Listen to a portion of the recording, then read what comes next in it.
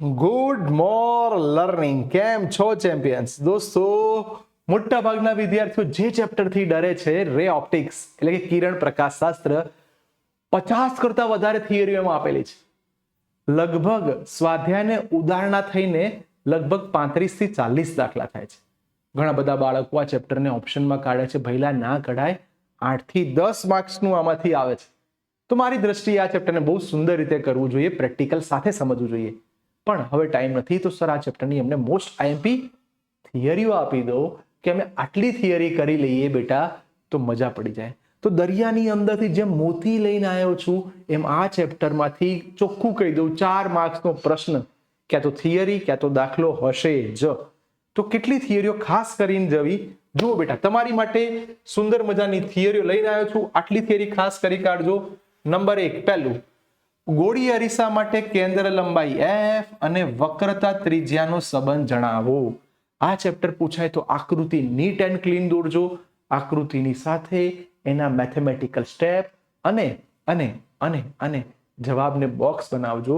તમને સૂત્ર આવડે છે r = 2f, જે તમારે સરસ સાબિત કરી દેવાનું છે. નંબર 2, મોસ્ટ આઈએમપી સવાલ, સાચા પ્રતિબિંબ માટે અરીસાનું સૂત્ર મેળવો. સર આ સવાલને આવી રીતે પૂછે અથવા ગૌસનું સમીકરણ આવી રીતે પણ પૂછી શકે છે. પેપર થોડું ટ્વિસ્ટ કરવું હોય તો અંતર્ગોળ અરીસો અથવા બહિર્ગોળ અરીસો એમ કહીને પણ તમને પૂછી શકે છે. કયું સૂત્ર તમે સાબિત કરશો?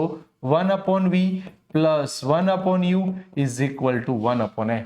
દોસ્તો, આ સૂત્ર આવડી ગયું તો દાખલા અને એમસીક્યુ મજ્જો પડી જવાનો છે. અરીસામાં પ્લસ આવશે, લેન્સમાં માઇનસ આવશે. નેક્સ્ટ, રેખીય મોટવણી સમજાવો અને મોટવણીનું સૂત્ર સાબિત કરો. 2 માર્ક્સનો પ્રશ્ન તમને પૂછી શકે છે. દોસ્તો, આંતરિક અને પૂર્ણ આંતરિક પરાવર્તન મારી દ્રષ્ટિએ આ ચેપ્ટરનો 3 માર્ક્સનો મોસ્ટ આઈએમપી થિયરી. એવું કહેવાય કે આ ચેપ્ટરમાંથી 4 માર્ક્સમાં કઈ થિયરીઓ પૂછાય, તો હવે હું બોલવા જઉં છું તે લેન્સ મેકર્સ ફોર્મ્યુલા. સૌથી વધારે પૂછાય છે લેન્સ મેકર્સ ફોર્મ્યુલા. સાથે સાથે આ થિયરી અને પ્રિઝમ વાળી થિયરી અને સાદા ઉપકરણો. દોસ્તો, આમાંથી 4 માર્ક્સની થિયરી આવે જ. પ્રિઝમ વાળી 2 થિયરી જોઈને જવાની, સાથે સાથે લેન્સ મેકર્સ ઇક્વેશન જોઈને જવાનું, સંયુક્ત માઇક્રોસ્કોપ અને ટેલિસ્કોપ. આમાંથી 4 માર્કનો પ્રશ્ન પૂછાશે જ. હવે આવી જઈએ આપણા વસ્તુ ઉપર, લેન્સનો પાવર અને તેનું સૂત્ર મેળવો. એક કરતા વધારે લેન્સ જો જોડાયેલા હોય તો શું કરવું એ પણ તમને આપી દીધું. દોસ્તો, પ્રિઝમ વાળી થિયરી આપેલી હોય તો પ્રિઝમ વાળી થિયરી ટોટલ 3 પાર્ટમાં વહેંચાયેલી છે. એક, I + E = A + del. પછી આલેખ દોરવાનો આવે છે કે જેની અંદર લઘુત્તમ વિચલન કોણ વાળી થિયરી પૂછાય છે.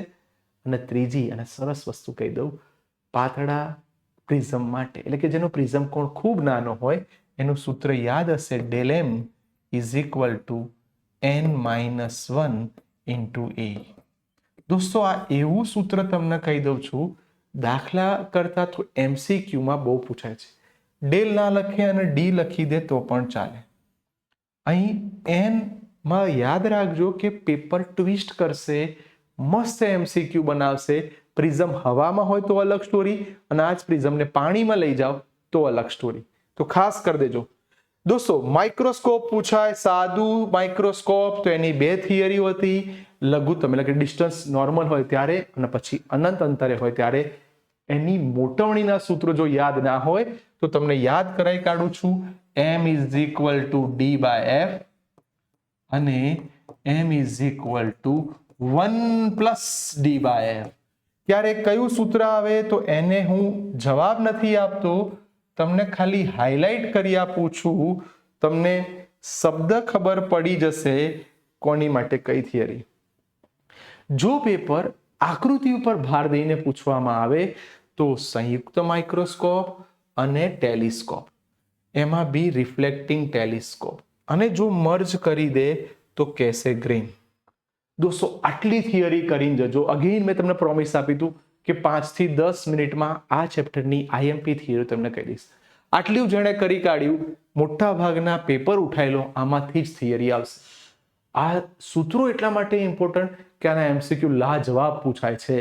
આ ચેપ્ટરના દાખલા માટે જો આઈએમપી જરૂર હોય તો મને કમેન્ટ બોક્સમાં કહેજો કે સર દાખલાની આઈએમપી મોકલી આપો ને, તો હું મોકલી આપીશ. ઓકે, દરેક ચેપ્ટરના મેં આવા આઈએમપી પ્રશ્નો બનાવ્યા છે.